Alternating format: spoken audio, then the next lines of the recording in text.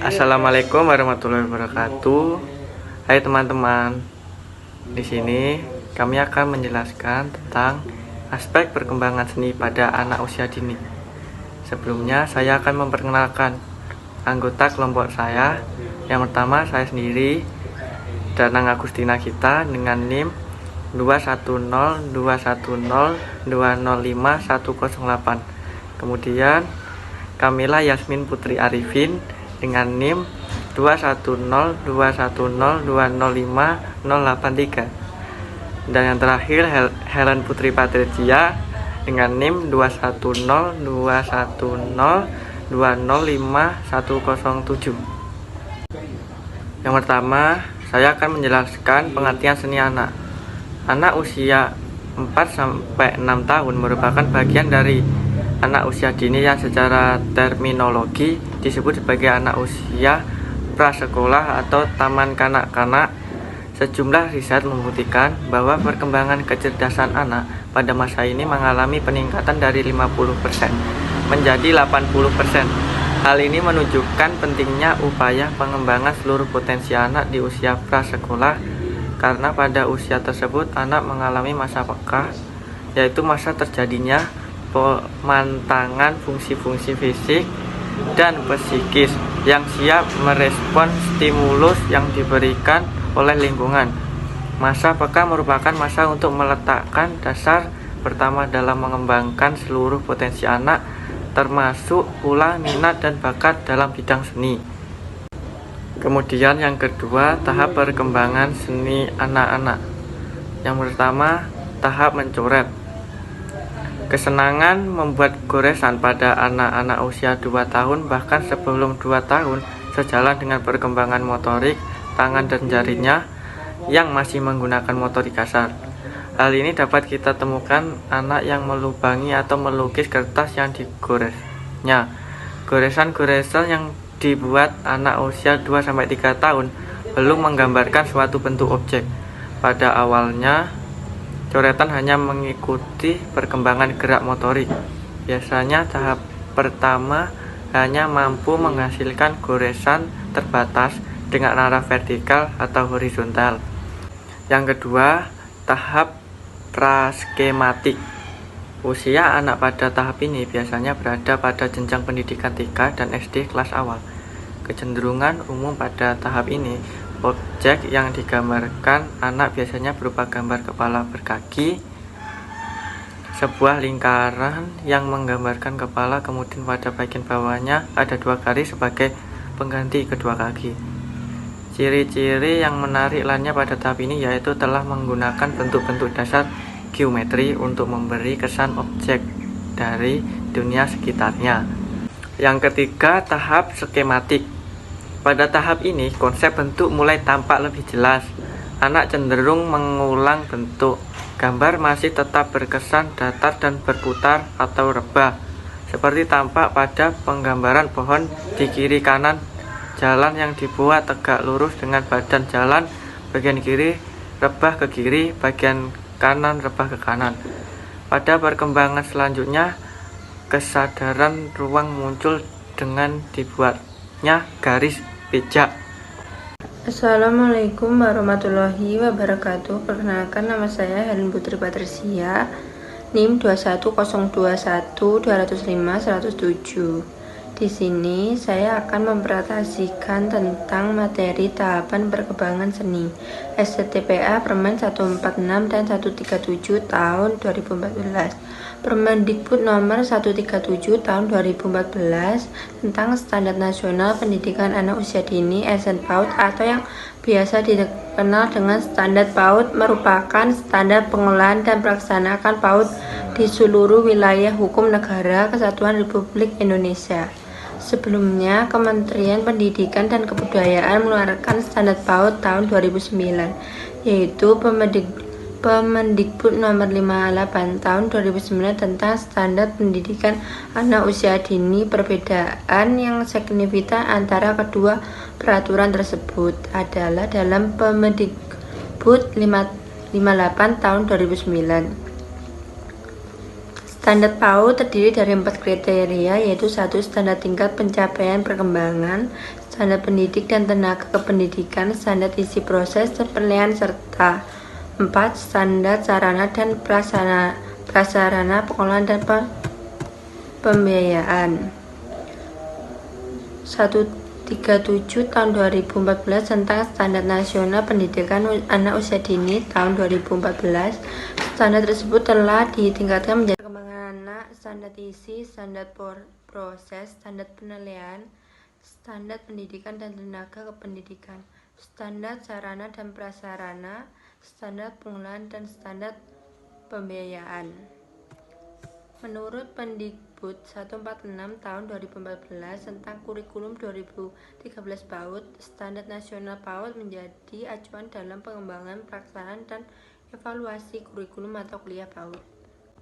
Assalamualaikum warahmatullahi wabarakatuh. Perkenalkan, nama saya Kamila Yasmin dari Prodi PG PAUD dengan NIM 210-210-205-083 dari kelas C. Hari ini saya akan membacakan faktor-faktor yang mempengaruhi perkembangan seni anak. Yang pertama, faktor internal. Faktor internal merupakan faktor yang berasal dari dalam diri anak yang dapat mempengaruhi kreativitasnya. Yang pertama, faktor biologis, yaitu perkembangan kreativitas anak dapat dipengaruhi oleh gen yang diwarisi oleh kedua orang tuanya. Selain menghasilkan kesamaan fisik, genetik yang juga dapat menghasilkan ciri-ciri psikologis seperti bakat dan kecerdasan. Yang kedua, faktor fisiologis. Kesehatan memiliki pengaruh terhadap perkembangan kreativitas anak. Sehat dan aktivitas inderanya pada anak-anak akan berpengaruh pada perilaku dan suasana hatinya. Hal ini menunjukkan bahwa anak yang sehat akan menunjukkan kreativitas yang lebih baik, dan sebaliknya jika anak mengalami kesehatan yang buruk dan kondisi tidak sehat disebabkan karena penyakit atau kecelakaan dapat menghambat perkembangan kreativitasnya. Yang kedua, faktor eksternal. Faktor eksternal adalah faktor yang berasal dari lingkungan anak yang dapat mempengaruhi perkembangan kreativitasnya.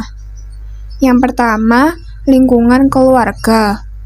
Lingkungan keluarga merupakan lingkungan pertama dan utama yang mempunyai peran penting dalam mendidik anak. Pola asuh orang tua sangat berpengaruh pada kreativitas anak. Pola asuh otoriter orang tua melarang anak bermain, serba membatasi dan memaksa anak akan menghambat kreativitas anak. Sebaliknya, jika seorang anak dibiasakan dengan pola asuh yang demokratis, dengan suasana keluarga yang terbuka, saling menghargai, mendengarkan pendapat, dan memberikan kesempatan yang luas kepada anak, justru akan memberikan kesempatan yang luas pada anak untuk melakukan kegiatan yang sesuai dengan minatnya, maka anak akan tumbuh menjadi sosok yang kreatif, terbuka, penuh inisiatif, dan percaya diri. Yang kedua, lingkungan sekolah. Sekolah merupakan lingkungan pendidikan yang terpenting setelah keluarga. Di sekolah, anak banyak memperoleh kesempatan untuk belajar, bermain, dan berinteraksi dengan lingkungannya, sehingga proses inilah yang dapat mempengaruhi tumbuh dan berkembangnya kreativitas anak. Contohnya, apabila guru menyajikan kegiatan yang menarik dan menyenangkan serta memberikan kesempatan pada anak untuk melakukan kegiatan sesuai dengan keinginannya, maka saat itu anak memiliki peluang untuk mengekspresikan ide-idenya sehingga dapat memupuk potensi kreativitas mereka. Yang ketiga, lingkungan masyarakat. Faktor budaya, kebiasaan agama, dan keadaan demografi yang ada pada suatu masyarakat diakui atau tidak memiliki pengaruh dalam perkembangan kreativitas anak. Misalnya, anak yang tinggal di kota, perkembangan kreativitasnya akan berbeda dengan anak yang tinggal di desa. Berdasarkan faktor-faktor di atas, ternyata lingkungan merupakan salah satu faktor yang dapat mempengaruhi perkembangan kreativitas anak. Strategi mengembangkan kemampuan seni. Menurut Santrok, pada tahun 2007, anak usia dini merupakan masa-masa subur dalam mengembangkan berbagai kreativitas. Menurut Mulyasa, tahun 2012, strategi yang membimbing kreativitas anak adalah 1. Buatlah anak terlibat dalam brainstorming dan memunculkan sebanyak mungkin ide. Brainstorming adalah suatu teknik di mana anak diajak terlibat untuk memunculkan ide-ide kreatif yang baru dalam sebuah kelompok. 2. Sediakan lingkungan yang menstimulasi kreativitas anak. 3. Jangan mengontrol secara berlebihan. 4. Doronglah motivasi internal. 5. Kenalkan anak dengan orang-orang yang kreatif. Contoh strategi yang dapat digunakan dalam mengembangkan kreativitas anak yaitu karya wisata, imajinasi, eksplorasi, eksperimen, proyek, bahasa, dan musik. Praktek kegiatan mengembangkan kemampuan seni untuk anak. 1. Pendidikan seni rupa. Pendidikan seni rupa adalah salah satu upaya mengembangkan diri untuk mengenali diri sendiri, menggali dan mengembangkan keterampilan serta berkreativitas peserta didik di bidang seni rupa. 2. Kemampuan dasar seni rupa PAUD. Pada anak usia dini, perkembangan fisik menekankan bagaimana anak melakukan sesuatu dengan kemampuan motorik halusnya dalam menghasilkan berbagai macam aktivitas yang kreatif. 3. Karakteristik seni rupa PAUD.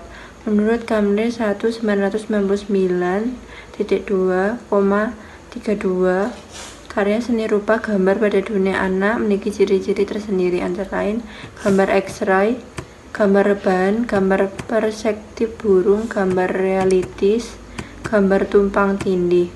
4. Hakikat seni rupa PAUD. Seni sebagai media bermain, menggambar, atau membuat benda-benda menjadi alih fungsi menurut anak menjadi sebagai bermain. 5. Aspek rasa. Aspek rasa terdapat pada cerita, gambar, karya yang bernilai. Aspek rasa sering disebut sebagai lukisan atau gambar.